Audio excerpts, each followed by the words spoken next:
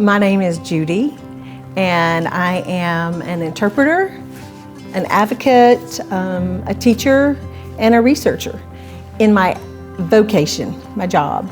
But I'm also that in my avocation, which is my area of service, because God has called me to minister and serve among the deaf people group. You know, over the years, God has led me in all different kinds of ministry through language missions with deaf people. We've had vacation Bible schools, we started deaf churches, we have done interpreting, we have done a deaf theater, we have done all sorts of Christian ministries among deaf people groups. You know, there's a gap, there's a need. Deaf kids need to know about Jesus. Families that have deaf children need to know about Jesus. And so myself and some friends of mine, we got together, we prayed about it, and we started Camp Dove. And that was in Georgia from 1998 to 2018. But then we moved here a couple of years ago. I thought camp was over, and I didn't know that God had a vision for something to happen here with deaf people. So as I was sharing with the staff, hey, you know, there's this unreached people group, and I was just sharing and talking about things that I'd done in the past, and Camp Dove came up. After the meeting, I believe it was Doug and Todd approached me and just said, what is this thing about camp? What did you do?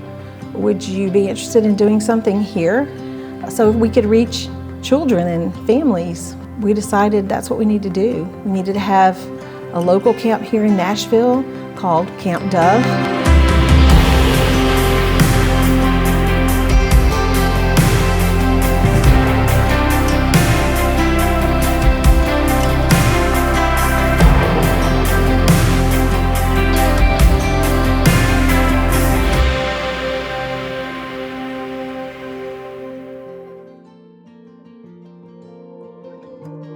My name is Paul Whitten, and I loved being part of this unique, special camp. I have not really seen things like this camp before with other churches or other places I've worked with that had volunteer events. This seemed very special. The biggest challenge was I don't sign. I don't know sign. I'm hearing. I am never worked with this community before, so it was really outside of my comfort zone, if you will. And that's another reason that got me there. I know that the biggest change and the biggest actions that can occur regarding one's relationship with Christ occur in the zone of uncomfort. And I was wanting to embrace this because I felt it was important for my journey as a Christian, as well as facilitating the opportunity to contribute to this wonderful camp.